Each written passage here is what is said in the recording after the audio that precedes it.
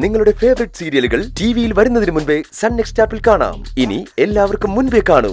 ഇപ്പോൾ തന്നെ sun next app download ചെയ്ത് സബ്സ്ക്രൈബ് ചെയ്യൂ.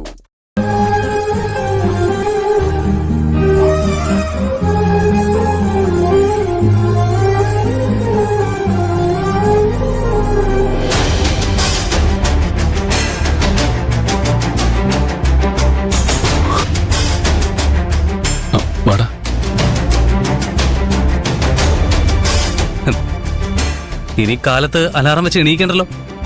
ട്രാഫിക്കിനിടയിലൂടെ ബൈക്ക് ഓടിച്ച് നടുവ് ഓടിക്കണ്ട. കരിനാഗത്തിന്റെ വായിലിരിക്കുന്നതൊന്നും കേൾക്കുകയും വേണ്ട. പ്രൊഡക്ഷൻ ലിസ്റ്റ് ഉണ്ടാക്കാൻ മെറ്റീരിയൽസിനോട് കുസ്തി പിടിക്കുകയും വേണ്ട. സുഖം, സമാധാനം, ഹാപ്പി അല്ലേ?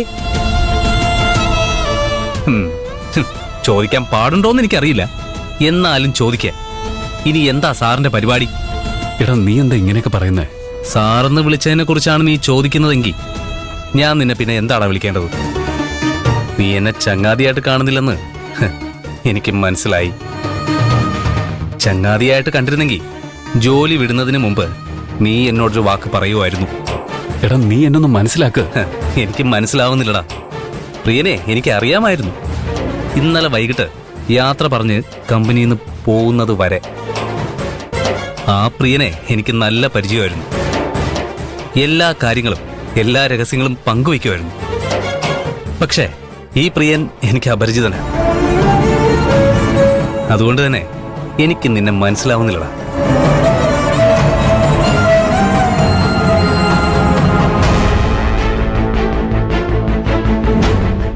നീ എന്തൊക്കെയാ പറഞ്ഞത്? നിന്റെ ജീവിതമൊന്നോ, നിന്റെ തീരുമാനമൊന്നോ അല്ലേ? എന്റെ ജീവിതം നിന്റെ ജീവിതമെന്ന് നമ്മൾ ഇതുവരെ പറഞ്ഞിട്ടില്ല. നമ്മുടെ ജീവിതമെന്നേ നമ്മൾ ഇതുവരെ പറഞ്ഞിട്ടുള്ളൂ.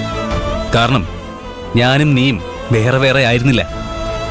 നിനക്ക് നിന്റെ തീരുമാനവും എനിക്ക് എന്റെ തീരുമാനവും ഉണ്ടായിരുന്നില്ല. നമുക്ക് രണ്ടുപേർക്കും ഒരൊറ്റ തീരുമാനമേ ഉണ്ടായിരുന്നുള്ളൂ. പക്ഷേ ഇന്ന് കാലത്ത് മുതൽ നമ്മൾ പരസ്പരം അന്യരായി. നിനക്ക് നിന്റെ തീരുമാനം ഉണ്ടാവും, ഞാൻ അറിയാൻ പാടില്ലാത്ത തീരുമാനം നിനക്കുണ്ടാവും.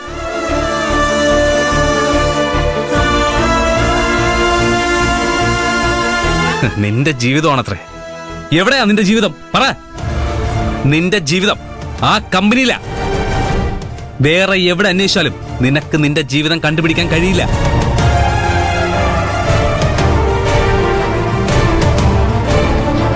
ഞാൻ പറഞ്ഞതിന്റെ അർത്ഥം നിനക്ക് മനസ്സിലായില്ലേ?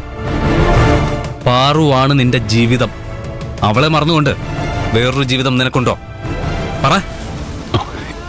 പാറു, ഈ സത്യമെല്ലാം അറിഞ്ഞാലും കുഴപ്പമില്ല. അവളുടെ മുന്നിൽ വെച്ച് തന്നെ ഇത് നിന്നോട് പറയണമെന്നാ ഞാൻ ആദ്യം തീരുമാനിച്ചത്. എല്ലാവരുടെയും മുന്നിൽ വെച്ച് തന്നെ നിന്നോടിത് പറയണമെന്നായിരുന്നു എന്റെ തീരുമാനം. പക്ഷേ നീ ഇപ്പോ എന്നെ ഫ്രണ്ടായിട്ട് കാണുന്നില്ലെങ്കിലും എനിക്ക് നീ ഇപ്പോഴും ഫ്രണ്ട് തന്നെയാണല്ലോ. ഒരു ഫ്രണ്ടിനോട് മര്യാദകേട് കാണിക്കാൻ പാടില്ലല്ലോ. അതുകൊണ്ടാ ഇത് പറയാൻ ഞാൻ ഇവിടം വരെ വന്നത്. ഇപ്പോഴെങ്കിലും എന്നിൽ നിന്ന് മറച്ചു പിടിച്ചത് തെറ്റായി പോയെന്ന് നിനക്ക് തോന്നുന്നുണ്ടെങ്കിൽ പറ. നീ എന്തിനാ ഈ ജോലി രാജിവെച്ചത്? എടാ, ഞാൻ പാറുവായിട്ട് അടുത്തിടപഴകുന്നത് എൻ്റെ അമ്മയ്ക്ക് ഇഷ്ടമല്ല. എന്നെ കൊണ്ട് തുളസിയെ കല്യാണം കഴിപ്പിക്കണമെന്നുള്ള ഉറച്ച തീരുമാനത്തിലെ അമ്മ. അതുകൊണ്ട് അമ്മയും അവരെയൊക്കെ ധിക്കരിച്ചുകൊണ്ട് എനിക്ക് എന്തെങ്കിലും ചെയ്യാൻ കഴിയോടാ? നീ എന്താ അത് മനസ്സിലാക്കാത്തത്? എങ്ങാനും തുളസിയെ കല്യാണം കഴിക്കേണ്ടി വന്നാലോ? ആ ടെൻഷനില്ല ഞാനിപ്പോ. ഈ മാനസികാവസ്ഥയിൽ പാറുവിനോട് ഞാൻ എങ്ങനെ അടുത്തിടപഴകുക? അവളെ കാണുമ്പോഴും സംസാരിക്കുമ്പോഴും എല്ലാം എനിക്ക് കുറ്റബോധം തോന്നുക. അതുകൊണ്ടാണ് ഞാൻ ജോലി രാജിവെച്ചത്.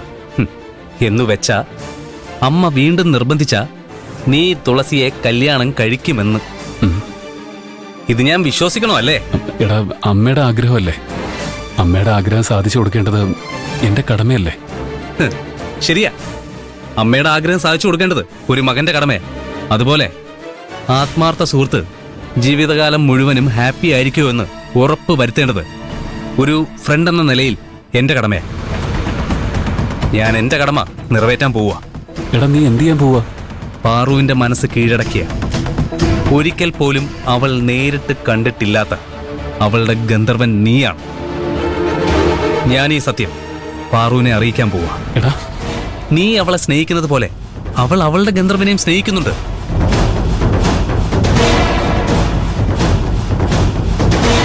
നീ നിന്റെ പ്രണയം വെച്ചൊഴിയാൻ തയ്യാറായതുപോലെ അവളും അവളുടെ പ്രണയം വെച്ചൊഴിയാൻ തയ്യാറാണോന്ന് എനിക്കറിയണം.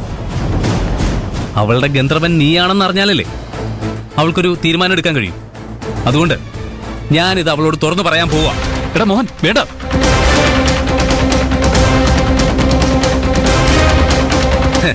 പറയാൻ പാടില്ലല്ലേ? പറയുന്നില്ല.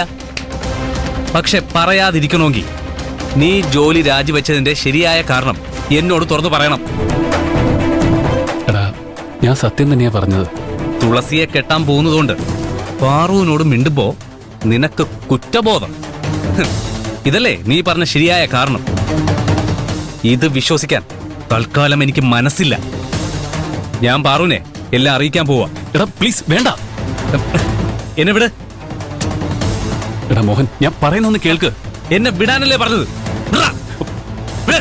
എടാ, നിനക്ക് പറഞ്ഞാ മനസ്സിലാവില്ലേ?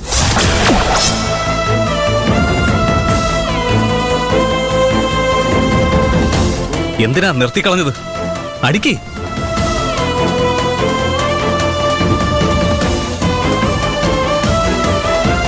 എന്നെ അടിക്കടാ. എന്നെ അടിക്കാനല്ലേ പറഞ്ഞത്? അടിക്കേ. ശരിയായ കാരണം തുറന്നു പറയാൻ മനസ്സില്ലെങ്കിൽ നീ എന്നെ അടിച്ചു കൊല്ല്. ഞാനിത് എങ്ങനെയാണ് നിന്നോട് പറയുക?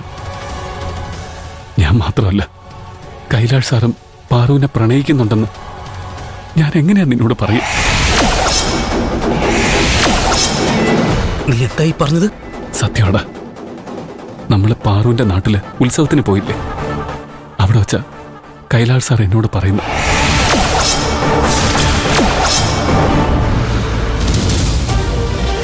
എന്റെ മനസ്സിലൊരു പെൺകുട്ടി ഉണ്ടെന്ന് ഞാൻ നിന്നോട് പറഞ്ഞിരുന്നില്ലേ?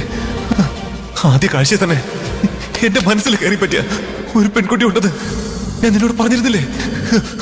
അത് വേറെ ആരുമല്ല, ഈ പാർവതിയാ.